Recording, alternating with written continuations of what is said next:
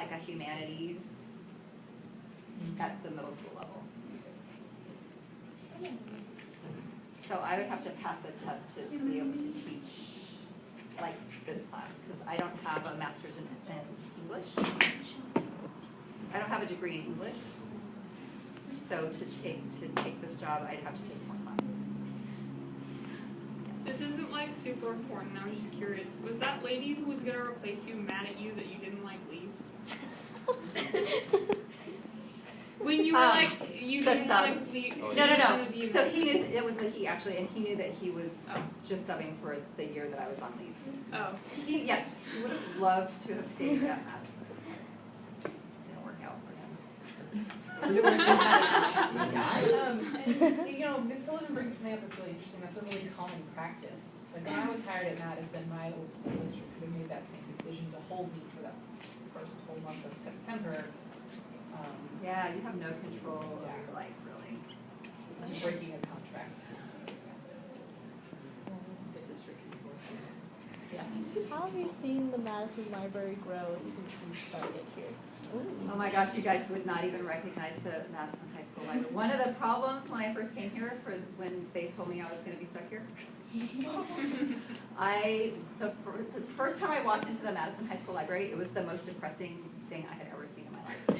There had been a flood that summer, so someone had left a hose running on the roof.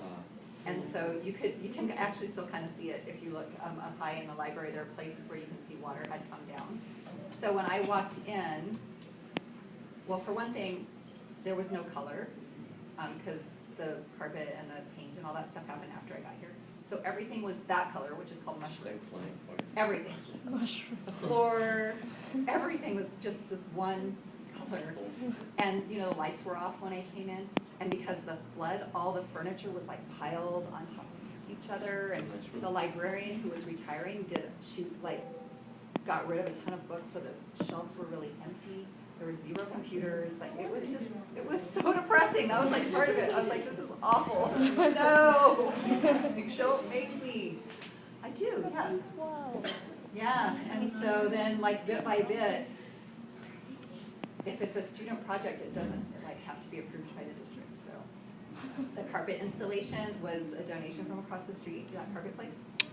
And it was a student project, so students installed the carpet. And then also we painted, you know how the ceiling's that blue color? Because the fish used to hang up in the ceiling, and I always used to say, because that was the only thing that was cool about the whole space, was the fish that were hanging in the ceiling. And I always used to say, oh, we should paint the ceiling to go with the fish so it looks like they're swimming around in tropical water, And so then eventually a student project happened, and it was a leadership class at that time actually came and painted. And we added color to like the ends of the bookshelves in the nonfiction section, and I bought those IKEA sofas, and just tried to make it more like welcoming, comfortable. Plants really help. How much money have you personally invested into the library? I don't even know, but so I'm not a religious person, but are you guys familiar with the term tithing? So in some religions, you are expected to give a tenth of your earnings to the church. So I just think of Madison, the Madison Library, as my tithing. So every time I have to like buy something, I'm like, well, I don't belong to a church. This is what I do. Lots. But it's worth it. Yeah. Out of like the books in our library, how much do you think, like a percentage have you like read? I get asked that question a lot. I think maybe like around 30 or 40%. A lot of books. Well, I've been here a long time, and I'm like reading all the time. Like I read books with the library club, and I read books, all the OBOT books, and all the Orca books. Knowing that, do you plan on reading every book before you leave here? No, in fact, since we're getting ready to leave, like there are some books that are on the shelf. There's a process that we do in libraries. It's called weeding. It's like weeding your garden. Like you have to keep taking stuff out, putting stuff in for your garden to be healthy. And so the same thing with the library, because books get old. So if it's a book that was on like a computer programming book or whatever from 7 years ago, right? Like that's not really relevant anymore. So we're taking books out and putting new books in all the time. And so, yeah, I mean, it would be hard to ever, I guess what I could do is read every single thing that's coming in, and then at some point, I will have read everything, but I can't keep up. Yes. What are some things you're anticipating and scared for, considering we're moving and remodeling? I talk about the move a lot because I'm friends with all the other high school librarians, and Roosevelt and Franklin have already been done, and right now grants in the process of being done. And so the librarians at Roosevelt and Franklin, who were the first ones, were really actually very unhappy with the process that they went through and the outcome. So they didn't feel like they were listened to by the architects and designers. And so for Grant, it changed a little bit. So I kind of feel sorry for the first ones that went through, right? So now when the grant like floor plans started coming out, the community got very involved and they were like demanding certain things. And so for that project, the architects and designers had to listen more. Like it just sort of felt like there was a lot of pressure for them to listen more. And so I'm lucky because I am benefiting from those other processes. And I feel like, and I was really skeptical because I have friends who've been through this horrible process.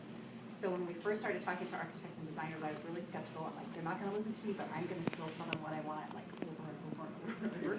And they actually have been listening to me. So like when the new floor plans come out, I actually see changes that I suggested that they've put in the plan. So that makes me feel better. I was just like, from the very beginning, I'm like, please don't make it worse. Because I love our library. I think it's great the way it is. So if you're gonna do something, I hope it's at least improving it. I don't want to come back and have like a worse situation. They're not gonna have the library in the hallway like they proposed. Right? Like there were all sorts of crazy ideas for the library. It was gonna be like in like 4 corners or 4, yeah. Yeah, at one point somebody wanted it to just be all open. So it was just gonna be all just like the library and then all hallway open all the way around the library. That seems a little That's how weird. we I feel like I need like a wall used separate the library from the rest Thank of you. the world. That's what I said. Wall. You need to build a wall just I've been for waiting that. for a long time. So I was wondering, so like you have like a lot of situations where like people like lose books or misplace them or whatever, ruin them. How many books like do you think like a year? If you get, like this year's kind of weird. We just started, so it's like people last year. Do you think you lose? I have not actually kept track.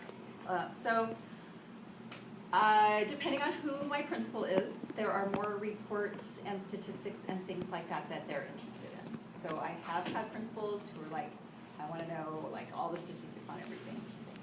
So there are all these reports that I can run, but I haven't really done it for a while. But I do remember like the last time it was sort of a thing that we talked about. It was the library and textbook room combined, and it was $60,000 worth of loss over the school year. Ooh. So, I know, so you guys don't lose your books. Because it's really hard to replace the books that are lost, and especially textbooks are so expensive. So we just try really hard to like encourage people to bring their books back. But yeah, I mean, loss happens, and that's just part of it.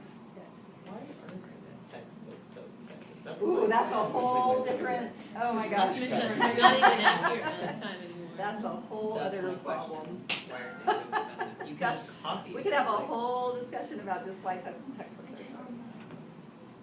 So like, what percentage of the books in the library would you say were like there when you got here?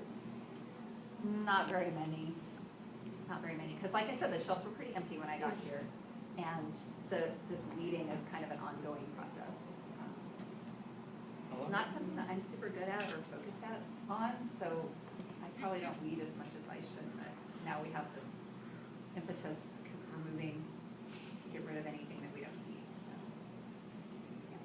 What do you do with the books that you get rid of? Burn. Two things. We used to have a book sale, a used book sale here, but we stopped doing that because it was a ton of work. So right now there are two things. If there's any value in the books, there's a company called Thrift Books, and they'll. I love thrift You books. do, yay, Thrift Yes. Books. So they have a thing with libraries where they'll take, if you have books that they can resell, they're the ones who post like on Amazon and those, if it's a third-party seller with used books. And you'll see sometimes it's like X library, it has stamps on it. They're so nice. They're so So we do that if there's any value in the books. And then the other thing we do is take them to the recycler. So you have to take them to a special pulper, and they deal with the covers and all that stuff and make them into recyclable material. We give them away too. Like there's a free SSR card that has some books that were we get from the library. So free. Somebody else have a question? Yeah, this one's come up, people ask this in their interviews, so how do you feel like teaching has, or this could go either way, but how do you feel like parenting has impacted your work in the school, or your school has impacted you being a parent? Big time. Oh my gosh, I was so glad when I found out that I was gonna have a baby that I had taken human development courses and I knew like about teaching methods and stuff like that. Super beneficial to parenting to have a teaching education. And then my daughter's like your age, so she's just about to turn 17 right now.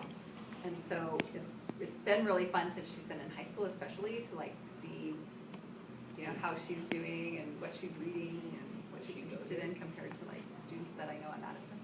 Where does she go? Does she go to the school? She's a Jefferson student, but this year she's studying abroad, so she's in England right now. Really? Wow. So I Skype with her once a week. See her face when I'm so I love Skype. So happy about Skype right now. The time change makes it really hard. So she's 8 hours ahead. So like right now she's going to sleep. So when I get home, it's the middle of the night. Where did I you thought you were study? like saying 5 minutes. Where did you study when you went abroad? What? Where did you study abroad? London. Oh, Similar place. Kind of. I went when I was in college. She's going to high school junior. Well, she's in sixth form because their education system is totally different from mine. So it's really, so that's actually really interesting too to hear what she is telling us about what school's like over there. Wow, it's so different. Yeah. Yes, you would. So these two were wondering how, Thank you for being the spokesperson at your table. how do you study like abroad? Like how do you do that? How do you do it? Yeah. Good question. So when I went, I was like walking around school one day and I saw a poster. For my daughter, it was kind of a different situation. She knew that she wanted to go somewhere and she knew, so they will only let you go if you speak the language. So she's studying French, but she's not fluent in French, so she couldn't go to France. So she had to go to an English-speaking country. And we decided over the summer, so we just did a ton of internet research and got in touch with some different organizations that do study abroad. But here, like if you're here, you can talk to people in the College and Career Center. They might have some info. If you want to go to England, I've just learned everything about it, so I can help you. If you're a freshman right now, you can plan to study abroad your junior year, like Alden Roberts did. Yeah. He was, where was he last year? Denmark. Denmark. And then all colleges have study abroad programs. That's a part of your tuition, and pretty much where you can go for a semester and live anywhere in the world. I highly encourage you guys to get out there and see the world. It's just so interesting to have that whole other frame that's different from what you're used to give you perspective on life and the world.